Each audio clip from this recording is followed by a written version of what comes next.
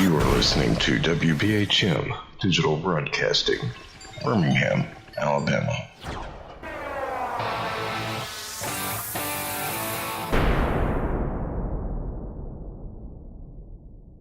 Thank you for listening to WBHM Digital Broadcasting out of Birmingham, Alabama. The time is 45 minutes after the hour. And we are back. Thank you so much for being here. We've got action going on in the WBHM-DB.com chat room. We've got action going on in our Spreaker chat room. However you want to go, you've got ways to get your questions to Kyl or just comments or just keep on.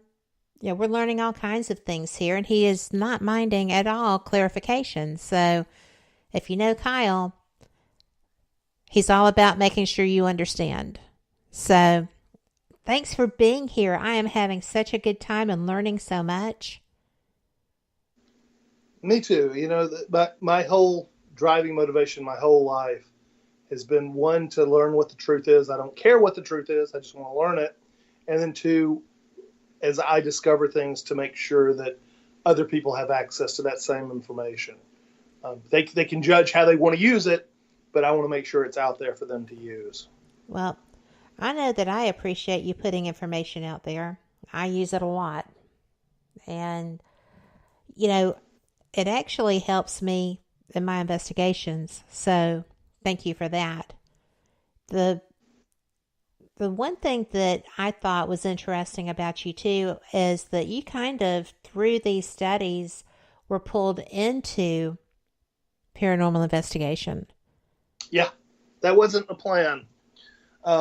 I had absolutely no interest in the paranormal for the early part of my existence.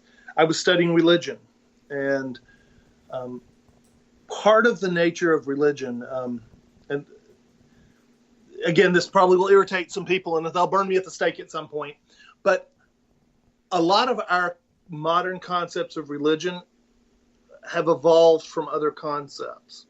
And so when I was on my little spiritual quest, part of what I did is I learned everything I could about modern Christianity. And then I learned everything I could about how Christianity had evolved. And so as I was winding back the history and seeing how, that was spawned by understandings of the Hebrew and how it was understood by, how Christian concepts were influenced by other religions. One of the things you see in like the early Hebrew tradition, one of the reasons the sacrifice of Abraham taking Isaac up to sacrifice him, one of the things people don't realize is that was common. Most of the religions that were competing with the early Hebrew cults believed in sacrifice of your firstborn son. That was a normal practice. And so what made that particular sacrifice from a biblical perspective different was that instead of taking his son, the Hebrew God, Yahweh, allowed the substitution of an animal. And that was the difference in the religions. So as you start studying it, you start learning how early Christian concepts through the Jewish tradition were actually impacted by a lot of other religions. And so as you keep going backwards, that leads you eventually to ancient Mesopotamian, and the most complete and translatable book or translatable passages that we have are ancient Sumerian and Mesopotamian. And the only stories we have, the Epic of Gilgamesh is the oldest story in existence. It turns out that's a story of demons. So the fundamental concepts that you find in Epic of Gilgamesh, in later Mesopotamian and Sumerian text, forms the basis of all demonic understanding. For instance, the modern exorcism that's performed by the Catholic Church, or if you go the other way around the world, the exorcisms that are performed in Tibet, all have elements that originated from the Sumerian exorcism ritual. And when you start seeing all these things, it just is mind blowing. So I was this kind of scholar. I was in my little religious world, and it happened. I also did radio in Atlanta, and was given the opportunity in the very, very early days of the Ghost Hunters. I think it was their first season had just come out, as a matter of fact. And I met Grant Wilson, and Jay, and I thought they were really nice guys. But I'd never seen a show, never seen a single show, and we had to pull off an interview with them live for the radio in Atlanta, and as a result, I was amazed. So I actually went through and watched some of their episodes, and I've been lucky to, over the years, bump into Grant a few different times. Great guy, but meeting them kind of inspired me.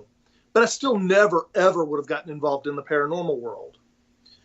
But what happened is there was a young lady, and she had something after her child. She didn't know what to do, and her friends found my SirKyle.com website, which is badly neglected now. But it had travel photos from around the world, some of my adventures. And as a result, they contacted me for help. And my first response was, I'm not a paranormal investigator. I don't do the ghost hunting stuff. But I contacted TAPS. And because the show had just started, they were like, we're booked for 2 years. Oh, no. No, there was no hope. But they're like, here's this TAP kind of affiliate team in Atlanta that may be able to help you. Well, I looked into them, and they were complete scam artists. Oh, no. They were charging businesses to investigate them. And if they found you haunted because you were paying them to find you haunted, they put you on their ghost tour. And then when the ghost tour came by the business, they got a percentage kickback from the business. So it was this whole little nasty thing. And they obviously I would not send this girl to them. But from discussions with her, she was terrified. There was something clearly after her child. And, again, I didn't know anything about it. That wasn't my forte. I could tell you, historically, this is, apparitions. Here's the first ghost story told by Pliny in Athens in 59 AD or 59 BC. I can't remember. Anyway, but told by Pliny the Younger, the first ghost story, the first ghost hunter story. I could tell you that kind of stuff, but that wasn't something I did practically. And so she was in trouble. So I conned some of my friends into going and trying to do an investigation. What had spawned the trouble, or what had intensified it, was that she had gotten in her car to go somewhere. She looked up in the rearview mirror, and there was a creature with red eyes staring back at her. This had been going on. She had had encounters for over a year. She had taken her then 2-year-old son to a party at a self-proclaimed witch's house. They had played with a Ouija board, and while they were playing with it, the child went over to the glass door and kept saying, "Man, mommy, man." And after that point, they would hear whispering in their house.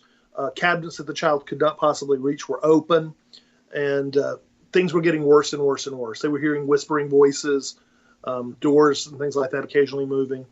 And so seeing this guy in the mirror completely freaked her out.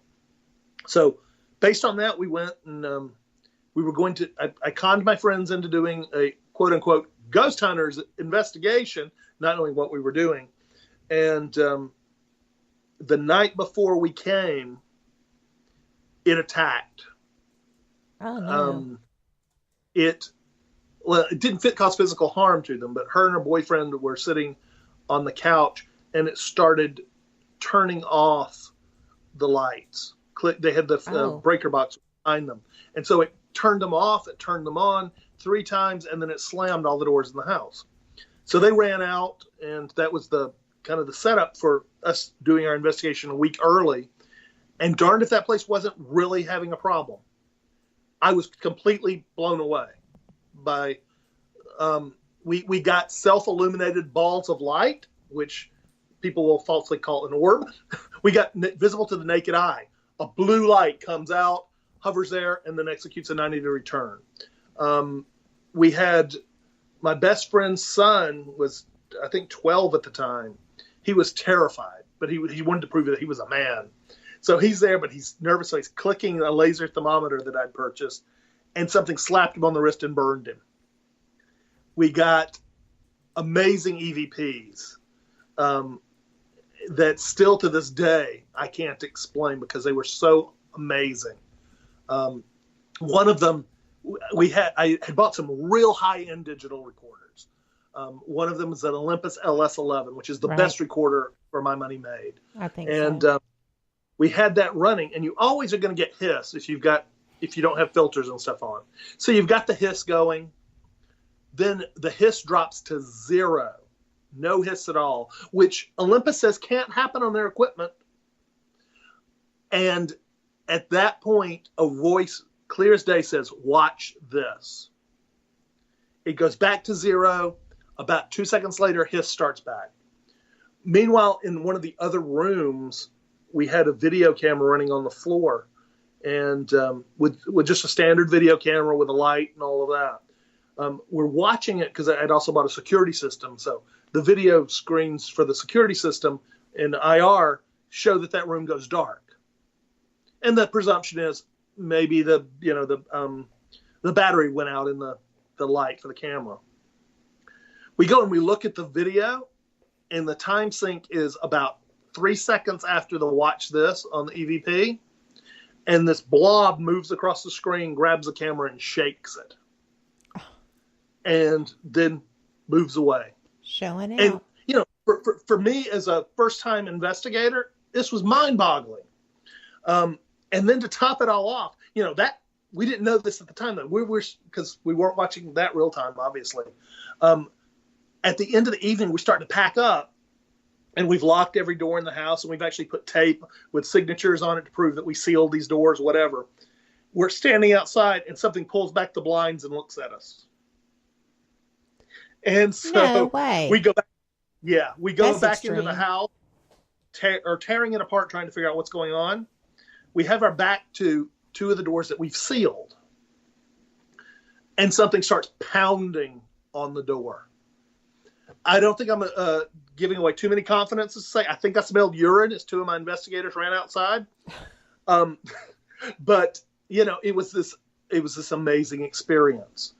And the funny thing is, after we eventually, we opened, there was nothing there. So we stayed about an hour longer. As we were leaving, the girl who had abandoned her house the night before, so at this point it's like 4 a.m. or something crazy like that. She's like, "Can I come home and get some clothes?" Because they'd left everything. And we had already left the site. And I'm like, well, nothing hurt us. There was some activity, but nothing hurt us. You're probably safe to go back. She calls back screaming about 30 minutes later, just bawling at the top. She's like, "There's something banging on my baby's door." So there's a footnote to this whole story. They abandon the house. They never go back. They leave all their possessions there. 6 months later, it tracked her down again 12 miles away. I have heard of that happening, but I don't know anyone that's actually occurred with.